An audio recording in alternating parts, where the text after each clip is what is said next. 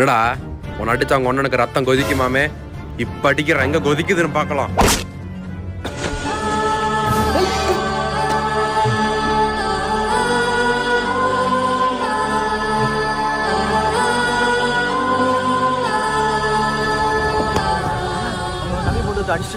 என்னடா சொல்றது கேட்கலையாடா செவிட்டு பயலு.